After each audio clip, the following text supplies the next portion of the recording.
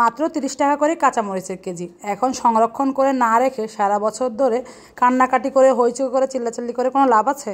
যেহেতু সিজন শেষ হয়ে গেলে ওনার গায়ের কাছে দিয়ে হাঁটা যায় না, গা জ্বলে পুরো ছারকার হয়ে যায়, তাই এখন কম দামে পেয়ে ওনাকে একদম বস্তা ভরে নিয়ে এসেছি। মাত্র 30 টাকা করে কেজি 2 কেজি মরিচ নিয়ে এসেছি আমি। আর এত বেশি ঝাল এই মরিচগুলো যে 2 কেজি দিয়ে 4 কেজির কাজ হয়ে যাবে।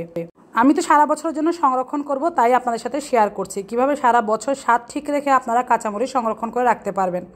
প্রথমে আমি কাঁচামরিচগুলো খুব ভালো করে ধুয়ে বোটা ফেলে দিয়েছি, এরপরে পানি ঝরিয়ে নিয়েছি।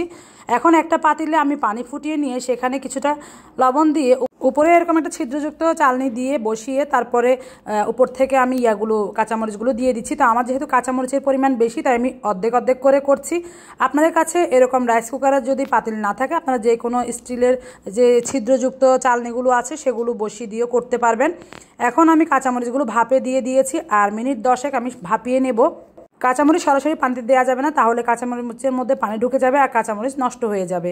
এখন দেখতেই পাচ্ছেন এগুলো ভাপ হয়ে গিয়েছে, অনেক গরম, তাই দেখাতে একটু অসুবিধা হচ্ছে। আমি আপনাদেরকে দেখিয়ে দিচ্ছি কখন আপনি বুঝে যাবেন যে কাঁচামরিচগুলো আপনার সংরক্ষণের জন্য একদম ভাপ দেওয়া ঠিক হয়েছে। এভাবে করলে যখন ভেঙে যাবে না, তখন আপনি কাঁচামরিচটা ভাববেন যে হয়ে গিয়েছে। আমারটা এখনও ভেঙে গিয়েছে, তাই আমি আরও 2-3 মিনিট ভাপিয়ে নিয়ে তারপরে এগুলো নামিয়ে নিয়েছি। পরের ব্যাচে এগুলো দিয়ে দিয়েছি। আপনি যতগুলো ইচ্ছে ততগুলো করে রাখতে পারবেন।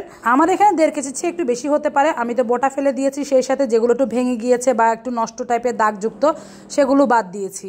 অবশ্যই সংরক্ষণের জন্য সবসময় ভালো কোয়ালিটির মরিচ বা টমেটো যেটাই করেন সেটা সংরক্ষণ করতে হবে আপনাকে। ভাপ দেওয়ার পরে আমি একটা কাপড়ের উপরে একটু মেলে রেখেছি যেন শুকিয়ে যায়। দেখতেই পাচ্ছেন আমি হাত দিয়ে দেখাচ্ছি, 1 ফোঁটা পানিও হাতে লাগছে না, একদম শুকিয়ে গিয়েছে। ফ্যানের বাতাসে 10 থেকে 15 মিনিট রাখলেই হয়ে যাবে। এখন আমি এগুলো তুলে নিচ্ছি। চাইলে আপনি এরকম আস্তেও রেখে দিতে পারবেন, তবে আমি একদম সহজ করার জন্য এগুলো ব্লেন্ড করে রেখে দেবো। আপনারা বেটে বা ব্লেন্ড করে যে কোনোভাবে রাখতে পারেন। ব্লেন্ড করার সময় আপনাকে একটা কথা মাথায় রাখতে হবে, অবশ্যই মাস্ক পরে আপনাকে এটা কাজটা করতে হবে। আমি প্রথমে মাস্ক না পরে করেছিলাম বলে আমার অনেক কাশি আসছিল। তো মাস্ক পরে করলে আপনি একদম নিরাপদে জিনিসটা করে নিতে পারবেন। অল্প অল্প করে দিয়ে আমি সবগুলো ব্লেন্ড করে এভাবে নিয়ে নিয়েছি। দেখতেই পাচ্ছেন একটা বরফের ট্রেতে নিয়েছি আর একটা বক্সে রেখে দিচ্ছি। আপনারা জিপলক ব্যাগও করে রাখতে পারেন এবং এটা সারা বছরের জন্য হয়ে যাবে। এখন যত দাম বাড়ুক আমার কোনো টেনশন নেই, আপনিও করে রাখুন, আপনিও টেনশন মুক্ত সময়টা কাটাতে পারবেন ইনশাআল্লাহ। যেগুলো আমি বরফের ট্রেতে রেখেছিলাম দেখেন সেগুলো এখন বের করে নিয়েছি কয়েক ঘন্টার ব্যবধানে। এগুলো শক্ত হয়ে গিয়েছে। এখন যখন আমি রান্না করব তখন এখান থেকে আমি একটা একটা করে কিউব দিয়ে দিব। কাজটাও অনেক বেশি সহজ হয়ে গেল, আর যখন দাম বাড়লো তখনও আমার আর টেনশন থাকলো না। এভাবে রাখলেই সবগুলো সুবিধা হতো, কিন্তু ওই যে বরফের ট্রে কম ছিল তাই সবগুলো এভাবে রাখতে পারিনি। আপনাদের সম্ভব হলে আপনারা সব এভাবে রাখবেন, তাহলে একটা বের করে একটা তরকারির সাথে দিয়ে দিতে পারবেন। আজকের এই উপকারী ভিডিওটা আপনাদের কাছে যদি ভালো লাগে অবশ্যই লাইক কমেন্ট শেয়ার করতে ভুলবেন না। সবাই ভালো থাকবেন। আল্লাহ হাফেজ।